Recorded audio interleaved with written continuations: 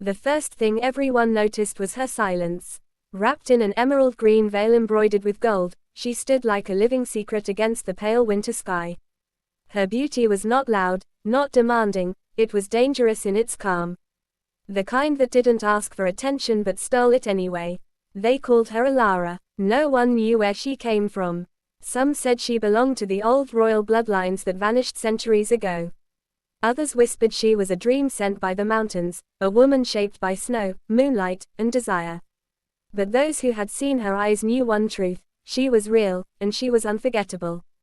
Her gaze could stop a man mid-sentence. Soft gray-green eyes, deep and patient, as if she had lived many lives and remembered them all. Alara walked through the palace gardens every evening, her long golden hair falling freely beneath the veil. The emerald necklace resting against her skin caught the last light of the sun, rising and falling gently with her breath. Every movement she made felt intentional, slow, graceful, intimate. She knew she was being watched. And she did not mind. A dangerous invitation. He first saw her from a distance.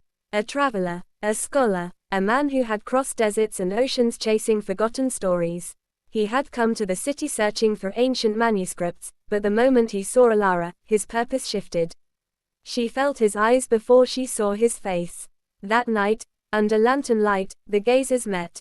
No words were exchanged. None were needed. There was something electric in the air, an unspoken pull, subtle but undeniable.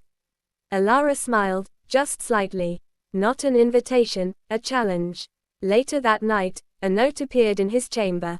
Meet me where the wind touches the water. No name, no seal, just desire written between the lines. Moonlight and confessions. The lake was silent when he arrived, silver moonlight dancing on the surface. She stood there waiting, veil lifted, her beauty softer in the darkness, more dangerous. You came, she said, her voice low, warm, intimate. I had no choice, he replied honestly. She stepped closer. The scent of jasmine and winter surrounded her. He could feel the heat of her presence, the pull of her confidence. Alara was not a woman who seduced with touch.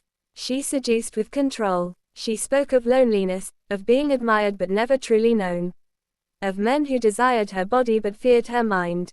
Of nights spent staring at the stars, wondering if passion could ever feel safe. He listened, and in that listening, something shifted. Slow fire. Their connection grew in stolen moments and whispered conversations. Walks at dawn, letters hidden in books, hands brushing but never fully touching. The tension was unbearable, and intentional. Alara believed desire should be earned, not taken. When he finally touched her hand weeks later, it felt like a confession, not a conquest. Her skin was warm, alive, trembling just slightly. She didn't pull away. Instead, she leaned closer. Do you know why I wear green? She asked softly. He shook his head. Because green is the color of life, and temptation. The night everything changed. On the final night before his departure, she came to him without the veil. No crown, no guards, just Alara. The room glowed with candlelight.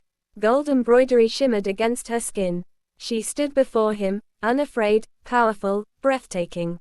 This is not just desire, she said. This is choice. Their kiss was slow, deep, emotional, filled with restraint, breaking at last. Not rushed, not stolen, earned. That night was not about hunger. It was about connection, about two souls choosing vulnerability, about passion wrapped in trust. Epilogue. By morning, she was gone. Only the emerald pendant remained.